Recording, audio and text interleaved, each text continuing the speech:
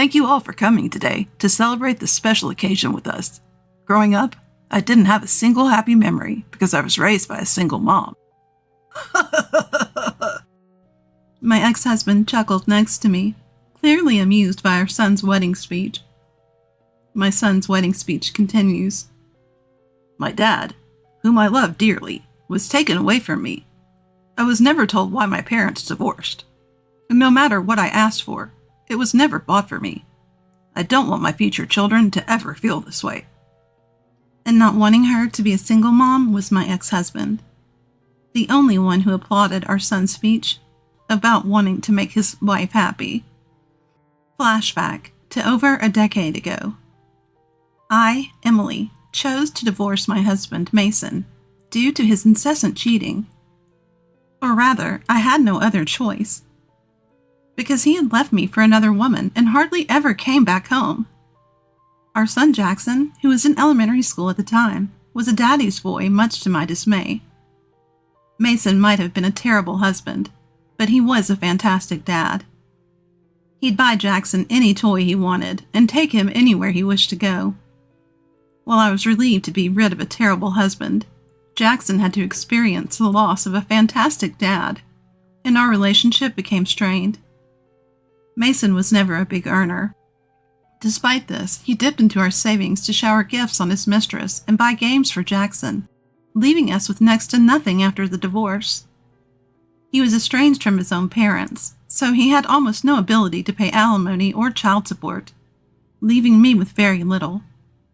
So I had no choice but to work full-time after the divorce. Working full-time meant I often picked up Jackson late from after-school care. He would complain, "I'm always the last one here because my mom can't come home early." "I'm sorry, Jackson. Mom is doing her best, so I need you to do your best too." "I don't want to. Why did Dad have to leave? I want to go live with him." Every time Jackson said this, all I could say was, "I'm sorry." Mason, who had once doted on Jackson, never fought for custody.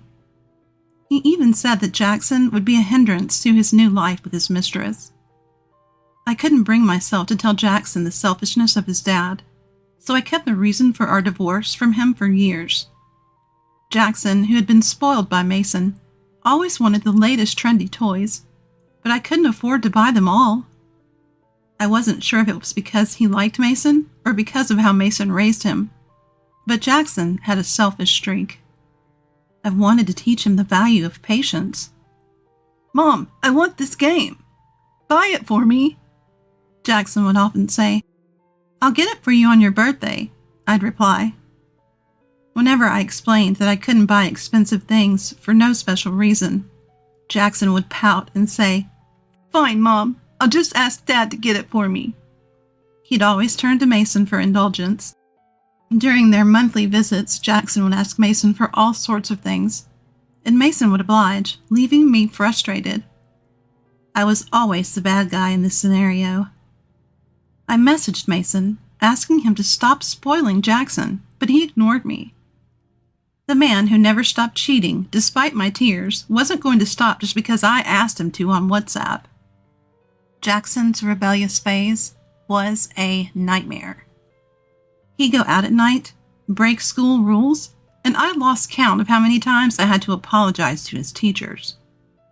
But as time passed, I found myself cherishing those difficult days, pouring love into raising Jackson.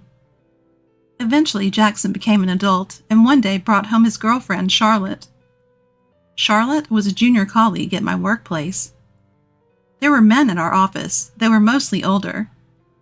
Charlotte often complained, "There's no one to date here." So I showed her a picture of Jackson and said, "If you're interested, I can introduce you to my son." She was surprisingly keen. Jackson also had a positive reaction to Charlotte's photo. I gave them each other's contact information and left it to them. Before I knew it, they were a couple and came to our house looking serious. I was a bit anxious as I served coffee to Charlotte and Jackson. The two of them coming to the house together like this could only mean one thing. They were thinking of getting married. My hunch was right. Jackson, looking a bit shy, said, Actually, we're thinking of getting married. There's a baby on the way, Charlotte added, smiling and rubbing her flat belly. I hadn't expected this, but I was thrilled. Oh, that's wonderful, I exclaimed, and we all celebrated by eating the cake I had prepared. Despite the challenges of raising a rebellious Jackson, I felt a sense of relief, as if my parenting journey had finally come to an end. Jackson and Charlotte wanted to have their wedding ceremony before her pregnancy became too apparent.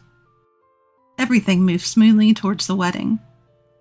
A meeting of both families was quickly arranged, and we greeted Charlotte's parents. The meeting took place in a private room at a restaurant. Meeting Charlotte's parents for the first time, it was clear they were as warm and kind as she was. Charlotte talked about how her parents had raised her and introduced her own parents to everyone.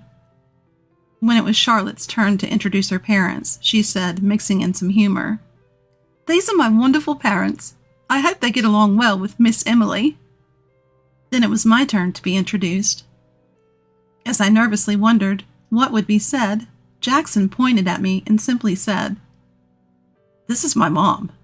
That's it. Charlotte and her parents looked stunned, but I was the most shocked of all. I had raised Jackson as a single mom, doing my best, and all he had to say was that? Feeling both sad and frustrated, I tried to lighten the mood. "I'm sorry, my son is a bit shy." Charlotte chimed in. Yes, Jackson is really shy," desperately trying to smooth things over. Jackson didn't bother to read the room and just kept eating his meal. I couldn't help but feel sad, wondering if this was how I had raised him. Then came the day of the wedding ceremony. It was a hurried affair due to Charlotte's pregnancy, but many guests came, and it felt like a good ceremony. However, I wish they had thought more about the seating arrangement. Would anyone normally seat their divorced husband, Mason, next to them? Though we had been in touch via WhatsApp, seeing Mason in person after so long was irritating. He casually said, "Hey, how have you been?" Remembering the days when I cried holding a young Jackson because of Mason's infidelity, I coldly replied, "Fine," and ignored him for the rest of the event. Mason, getting drunk, kept talking to me. "You never noticed I was cheating, even before we got married. Jackson has my genes, you know. Wouldn't it be weird if he had another woman?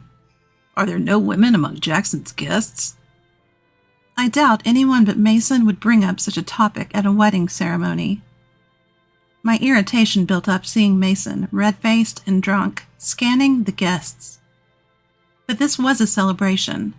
For Jackson's sake, I held back my urge to yell. The ceremony proceeded without a hitch, and finally it was time for Jackson's speech.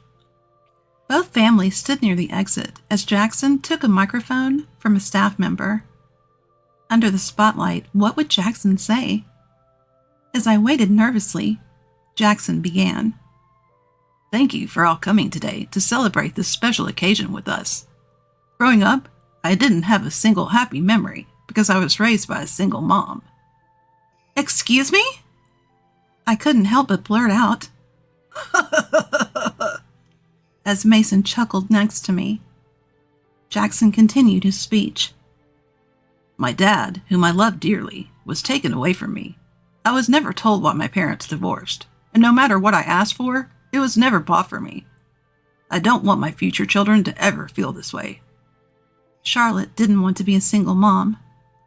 The only person who applauded Jackson's speech about marrying her to ensure her happiness was Mason. The atmosphere in the room turned icy. I looked at Mason, who had entered my field of vision with a heavy heart. Mason was smirking, saying, "Yeah, well said." I felt a mix of anger and sadness for all that Jackson had done to me. Being disregarded during the family meeting, seated next to Mason during the wedding ceremony, and now being openly insulted. None of it was forgivable. Though I muttered to myself, "Brace yourself," as I was paralyzed by sadness and regret. The one who moved was Charlotte. Jackson's speech just now was a terrible mistake. Charlotte snatched the microphone from Jackson and pleaded desperately. Miss Emily, Jackson's mom, is an incredible woman. She's the first woman in our company to become a department head. In fact, I had climbed the corporate ladder despite being a woman. Jackson probably didn't know because he never cared about my career. Department head? Mom is? Jackson's surprised voice was drowned out by my subordinates, led by Benjamin, who stood up. Yes, Miss Emily treats everyone fair and is an amazing boss. She never had a day when she didn't think about her son, Jackson, even while raising him. Benjamin, who had worked with me for years, knew I had juggled work and parenting. I was deeply touched that he valued my efforts. Charlotte glared at Jackson and said through the microphone, I will divorce Jackson. What? Why? Because someone who doesn't appreciate or even try to understand his mom's efforts can't be trusted to value a wife and a child. Being a single mom doesn't mean the child will be unhappy. That's just your misconception. I will return all the congratulatory gifts we received today. I apologize for the inconvenience after you've all come this way. Someone said, Well said. And applause followed. Jackson looked bewildered, his face pale, while Charlotte stood tall and looked stunning. Guests began to leave the wedding venue, and Mason had also disappeared. Left behind were just me and Charlotte's parents. Charlotte's dad was red-faced with anger. When I said, I apologize for Jackson, he kindly replied, You have nothing to apologize for. Charlotte said, Let's go. And we left the wedding venue. Jackson was left in the lobby shouting, Why is this happening? He looked pitiful and miserable. Charlotte and Jackson did end up divorcing. Jackson had already moved in with Charlotte and initially planned to return to my house, his childhood home. However, I had moved without telling him, leaving him without a place to go. A troubled Jackson called me. Mom, where are you? I can't just lose my childhood home like this. Jackson, have you ever had a happy moment being raised by me? If not, there's no point in living together now. I won't tell you where I am. Don't say that, Mom. Living alone is lonely. His voice sounded like he was about to cry. I wavered, but remembered his speech and decided we shouldn't live together. You loved Dad, right? Go live with Mason. It's better if you stay out of my life for your own happiness. Mom, wait. That speech was just a joke. I didn't raise a son who would make such a joke at a moment like that. Goodbye. Take care. After hanging up, I blocked Jackson's number. Cutting ties with my son was sad, but I felt somewhat relieved after all the terrible things he'd done to me. I heard from Mason that Jackson took my advice and visited him. Mason, who had just broken up with his girlfriend, welcomed Jackson. But two selfish people living together couldn't last long. Mason would get drunk every night and insult Jackson, leading to nightly arguments. Mason even borrowed money from Jackson's wallet and gambled it all away, causing Jackson to storm out. Mason said, I don't need a tight-fisted son like that. After all I've bought for him, he makes a fuss over a little money. So it's unlikely Mason will help Jackson in the future. I don't know where he is now, but it seems he's truly alone. In contrast, I was enjoying my life. Charlotte often visited with her newborn, Ava. Please teach me how to be a single mom, Charlotte said. The first lesson is not to raise a selfish son like that, I replied, and Charlotte laughed. I think of Ava as adorable and Charlotte as a daughter. I've continued to interact with Charlotte's parents, and we've even gone on short trips together. Parenting is harder than I thought. You're amazing for doing it alone, Miss Emily, Charlotte often says. I simply reply, thank you, without any false modesty. If I downplayed it, I'd be negating all the hard work I'd put in back then. The efforts that neither my husband nor my raised son acknowledged. I might as well acknowledge them myself. Watching Ava grow little by little alongside Charlotte has become one of my joys in life, and I feel truly happy about it.